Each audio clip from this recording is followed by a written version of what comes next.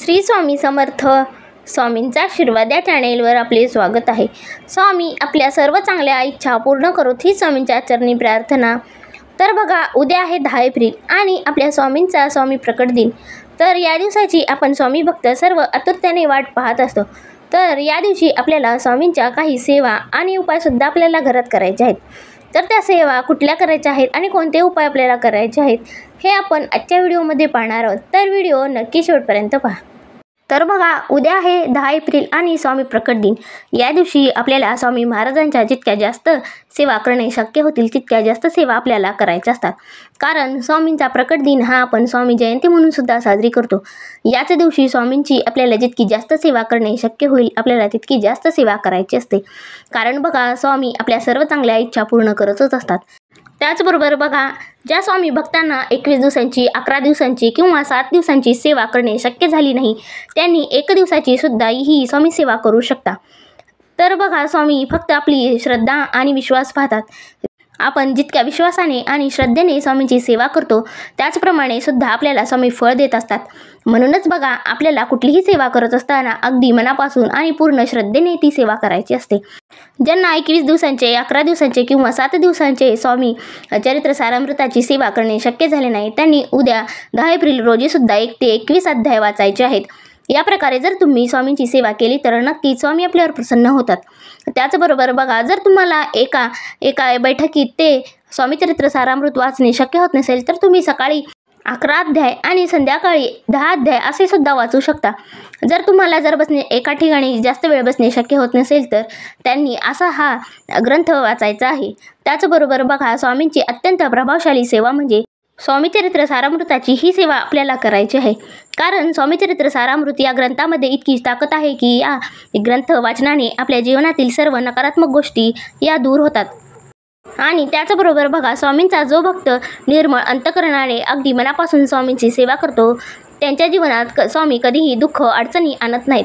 फक्त स्वामींची सेवा करताना आपल्याला आपले अंतःकरण हे अगदी शुद्ध असायला हवीत. त्याचबरोबर बघा, या स्वामी प्रकट दिनानिमित्त आपल्याला सकाळी स्वामींचा आपल्याला अभिषेकसुद्धा घालायचा आहे. तर बघा, सकाळी लवकर उठून आपल्याला शुचिर्भूत व्हायचे आहे आणि आपल्या मनात इतरांविषयी किंवा इतर कुठल्याही गोष्टीविषयी मनात नकारात्मक गोष्टी आणायच्या नाहीत. आणि सकाळी लवकर उठून आपल्या घराची आपल्याला देवपूजा करायची आहे.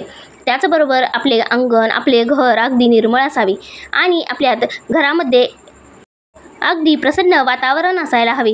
कारण बघा, आपल्या स्वामींचा आपल्याला प्रकट दिन साजरा करायचा आहे. त्यामुळे आपल्या घरामध्ये कुठलेही भांडण, तंटे किंवा वाईट विचार किंवा मनामध्ये इतरांविषयी वाईट भावना धरून आपल्याला स्वामी सेवा करायची नाही. तर बघा, सकाळी लवकर उठावे आणि शुचिर्भूत होऊन आपल्या घराची देवपूजा झाल्यानंतर आपले घर, आपले अंगण हे अगदी स्वच्छ करून आपल्याला स्वामी सेवा करायची आहे. स्वामी सेवा करत असताना अगदी निर्मळ अंतःकरणाने स्वामी सेवा करायची आहे. आपल्याला जितक्या जास्त वेळा स्वामी समर्थ या मंत्राचा जप करणे शक्य होईल तितके जास्त वेळा आपल्याला उद्या श्री स्वामी समर्थ या मंत्राचा जप करायचा आहे. कारण बघा, श्री स्वामी समर्थ या मंत्रामध्ये इतकी ताकद आहे की आपल्या जीवनातील किंवा आपल्या मनातील सर्व निगेटिव्हिटी बाहेर पडते आणि स्वामी सतत आपल्या सोबत राहतात. तर बघा, या स्वामी समर्थ प्रकट दिनानिमित्त आपल्याला स्वामींना अभिषेक घालायचा आहे. कारण अभिषेक घातल्यानंतर आपल्या घरामध्ये सुद्धा खूप सकारात्मक गोष्टी घडू लागतात.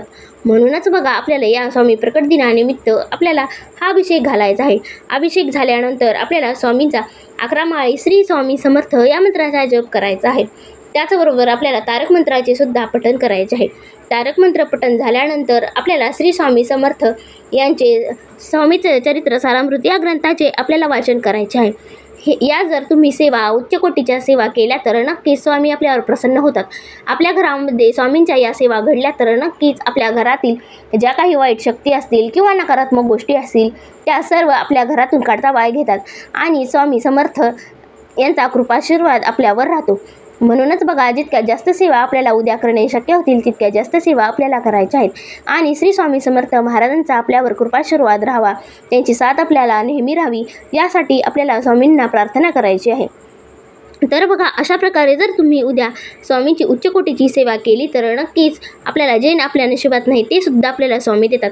फक्त स्वामींची सेवा करत असताना इतरांविषयी कधीही वाईट भावना आणायची नाही आणि अगदी निर्मळ अंतःकरणाने स्वामी समर्थ महाराजांची आपल्याला सेवा करायची आहे.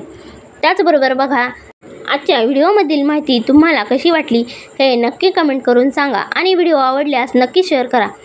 तर आपल्या आजच्या व्हिडिओमधील माहिती तुम्हाला कशी वाटली हे नक्की कमेंट करून सांगा व आपल्या स्वामींचा आशीर्वाद या चॅनलला सबस्क्राईब करा. श्री स्वामी समर्थ.